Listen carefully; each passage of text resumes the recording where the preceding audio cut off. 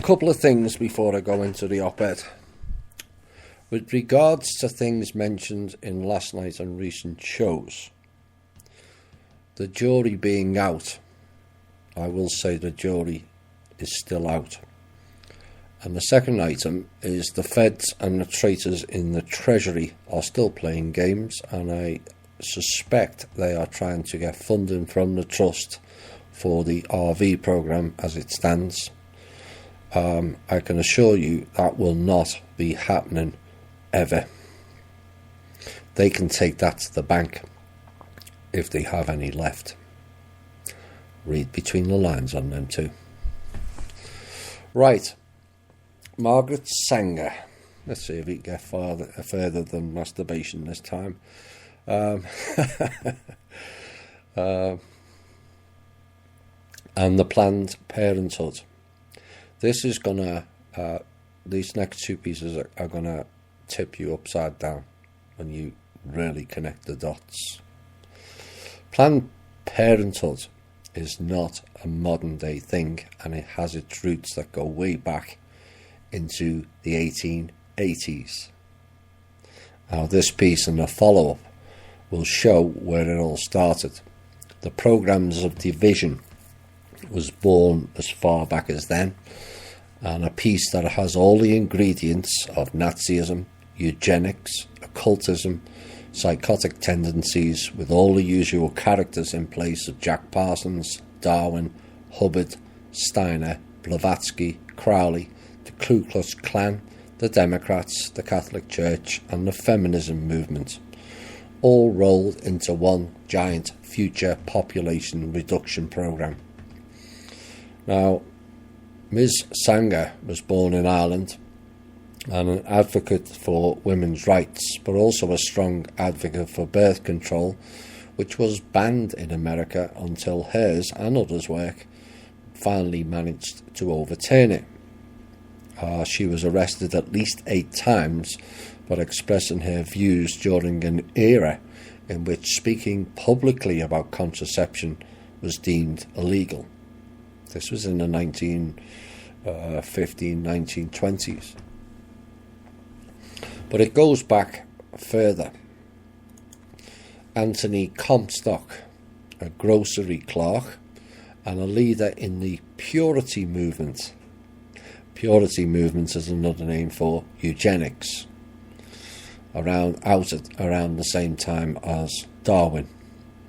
And he successfully lobbied for the passage of the 1873 Comstock Act, which became a federal law prohibiting mailing of any article or thing designed or intended for the prevention of conception or procurement of abortion, as well as any form of contraceptive information. And this was, it was said at the time, was to counteract the free love movement that was prevalent in that time. And you all thought that the hippie and the free love movement was the 1960s, and that was the first public attempt at that. Clearly not. History always repeats itself. So you had the hippie love movement in the 1870s, then created the counteract movement in the 1880s, and the new religion program called the New Age, all written in 1880s, which was later rolled out after 2 world wars and a population reductionism program. It was the 1930s before the banning of materials linked to contraception was partially overturned, and 1957 before it was fully overturned. Now, this woman, Margaret Sanger, had serious backing from somewhere. Someone was setting her up, there's no doubt about that. I just can't find records on who set her up early on. There's nowhere in her records it shows where her funds came from, particularly in the early days, for travel globally. Now, she was based in New York, and she travelled to Holland to assess and have a look at a birth control clinic in 1915. Rather expensive at the time. And, I think it took about 6 or 7 weeks. 6 or 7 weeks there and 6 and 7 weeks back, plus the time spent there and the cost. It all adds up. Someone funded it. Later, it became funding became available, and it followed. She made trips then from New York to China, Korea, and also Japan. This is in the 1920s. Plus, she also had the cost of setting up a clinic, which was the first of its kind in 1923. So you had the clinic and the 3 trips to Asia, all in a 5-year period. All were funded by the Rockefellers for that period.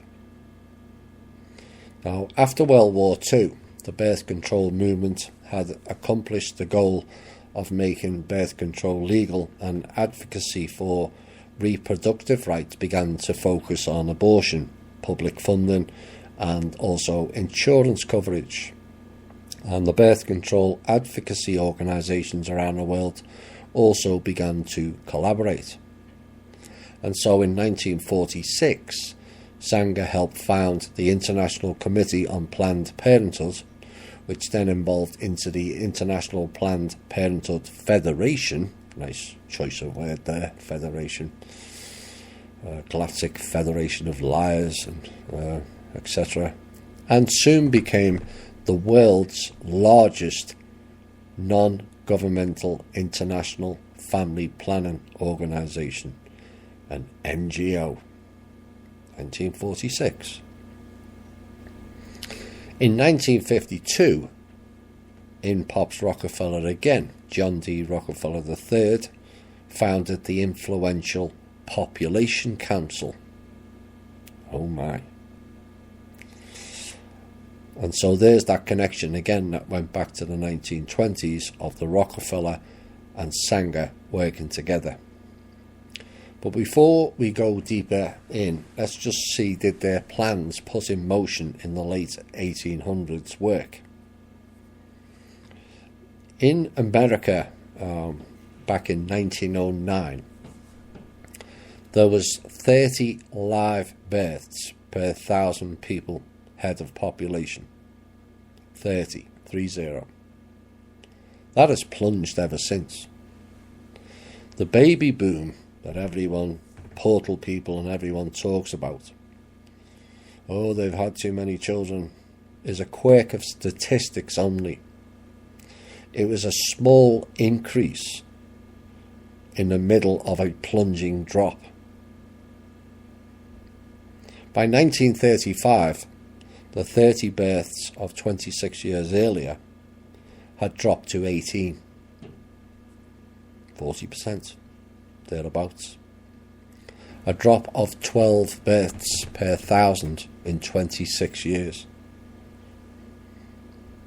And during the wartime and up to the 1950s, it went back up to 26, and since then it's plunged again drastically. The baby boom era is listed as 1946 to 1964, and yet the births increase was actually only 1946 to 1950, when it reached its highest peak since 1909 of 26.5 per 1,000. By 1964, it was down to 22. Since then, by 1970, it was down to 17.5. By 77, 14.5, with a slight increase after another war, Gulf War, to 16.5 in the 1990s, and it has fallen ever since. 2004, it was 14. 2015, which is the last figures that they're prepared to give out, was 12.4. So in 106 years, we've gone from 30 births per 1,000 down to 12.4. As a point of interest with regards to the free love promiscuous movement that they all burble on about in the 1960s, The birth rate in 1960s started at 25 per thousand and ended that decade at 17.5. So everyone was going around banging each other, and it was all free love and let's swap partners and do all this and that, and yet the birth rates collapsed. Now, some of it was in part to the use of condoms, not all. Doesn't explain a 30% drop in one decade. And with regards to the rise of the feminism movement in the middle of the 1960s, the rate was 23 per thousand. It's now 12.4. A 50% drop in live births. This is the desecration of marriages and families, that the real reason behind the feminism movement was designed to create. So now you can all see how these programs work, all very silently in the background. They'll give you a reason why this is happening, and there's 2, 3 and 4 other reasons that are hidden. And also how largely we are all oblivious to their intentions, but not no more. Not with shows like this and many others on the internet. It's being exposed. Now, Sanger herself was riddled with contradictory thinking, which was the theme of last week's show, was it not? And Sanger wrote that masturbation was dangerous, according to her. She stated, in my personal opinion, an experience as a trained nurse while attending persons afflicted with various and often revolting diseases. Nice terminology for a nurse, that. No matter what their ailments, I never found anyone so repulsive as a chronic masturbator. It would not be difficult to fill page upon page of heart-rending confessions made by young girls. It's girls she's referring to, not men, whose lives were blighted by this precarious habit, always begun so innocently. I bet that surprised you all. You all thought it was about men. No.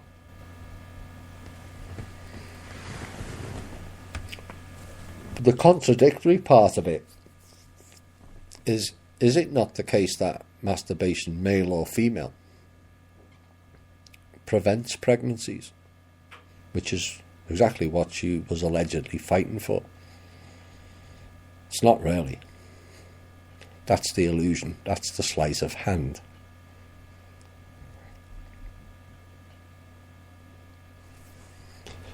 What is wrong with self-love? Nothing. It is being connected to oneself. But of course the church and others in the programme don't want people going inward, do they? And there is the key. Everything has to be external and outside of themselves, and then restrict free love as well.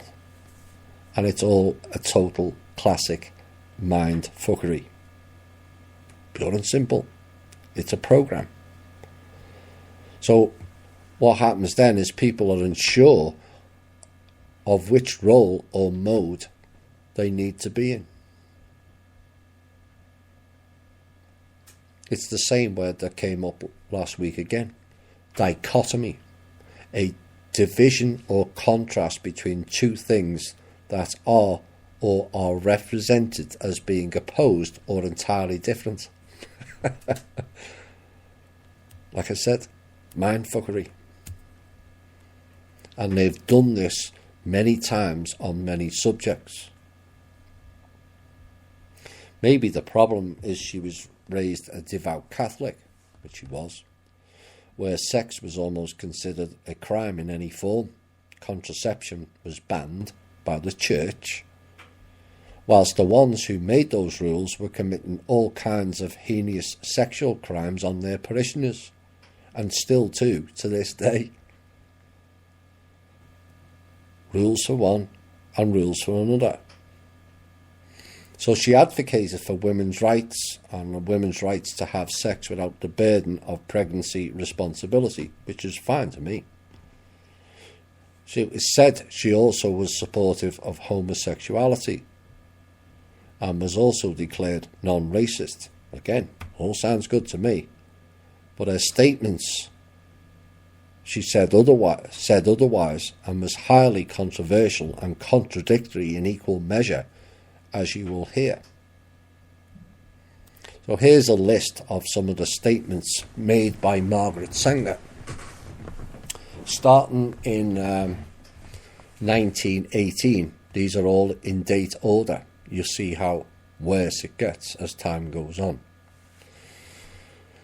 All of our problems are a result of overbreeding amongst the working class. Knowledge of birth control is essentially moral. It's general, though prudent practice must lead to a higher individuality and ultimately a cleaner race. 1918 again.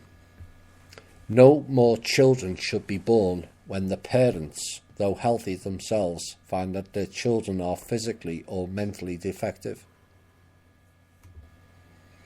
1919, and she mentions the word that she should have done in 1918.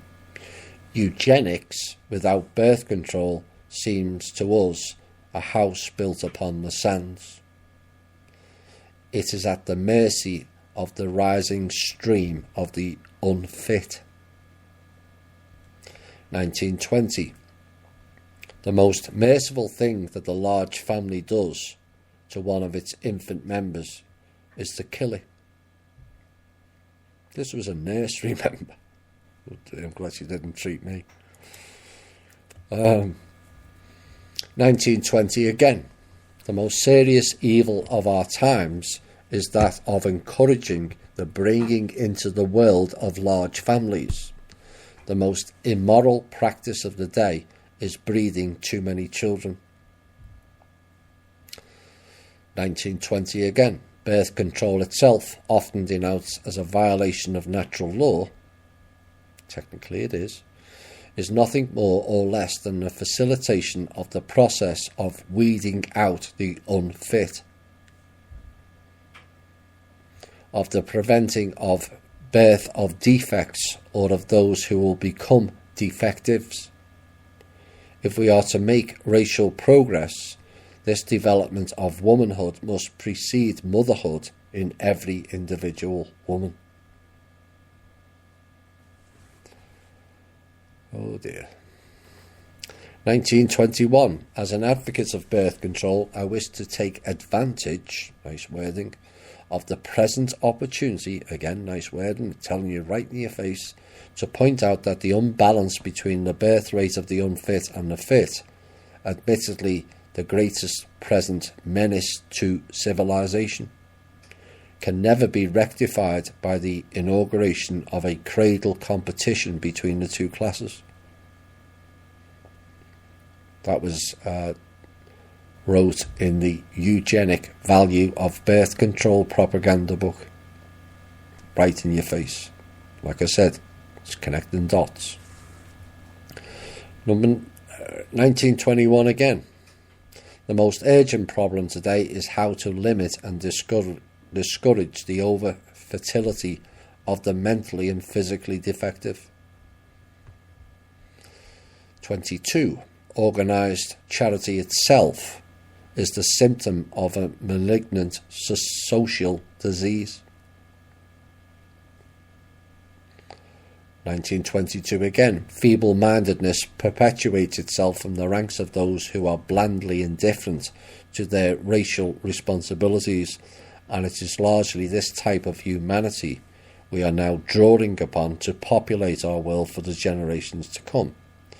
In this orgy of multiplying and replenishing the earth, this type of pari passu, multiplying and perpetuating those direst evils in which we must, if civilization is to survive, and extirpate by the very root, in other words, eliminate.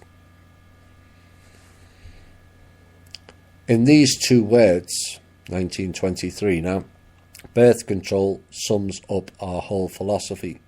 It means the release and cultivation of the better elements in our society. One must ask, who decides who is better and who is not? What's it based on? And the gradual suppression, elimination and eventual extinction of defective stocks. Those human weeds which threaten the blooming of the finest flowers of American civilization.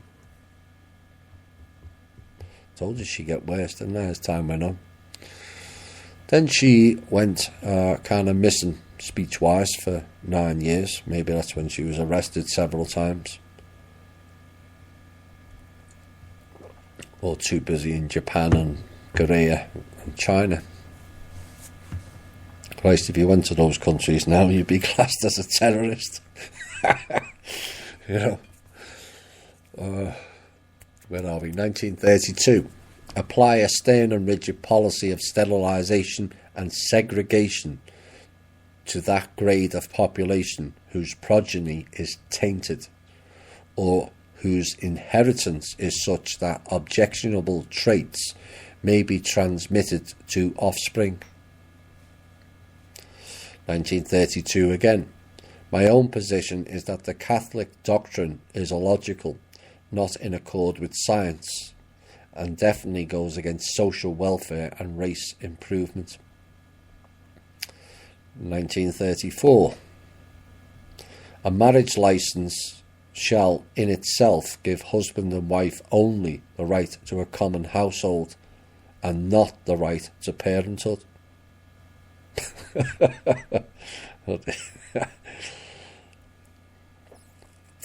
1934 again. No woman should have the legal right to bear a child, and no man shall have the right to become a father without a permit for parenthood. 1934 again. Permits for parenthood shall be issued upon an application by city, county or state authorities to married couples, providing they are financially able to support the expected child, have the qualifications needed for proper rearing of the child, have no transmissible diseases, and on the woman's part, no medical indication that maternity is likely to result in death or permanent injury to health. 1934 again. No permit for parenthood shall be valid for more than one birth. All very China there. 1938. I accepted an invitation, listen closely, to talk to the women's branch of the Ku Klux Klan. I was escorted to the platform, was introduced and began to speak. In the end, through simple illustrations, I believed I had accomplished my purpose. A dozen invitations to speak to similar groups were proffered.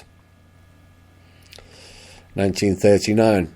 We don't want the word to go out that we want to exterminate the Negro population. 1947. In an interview with Jack Parsons. But for my view, I believe that there should be no more babies.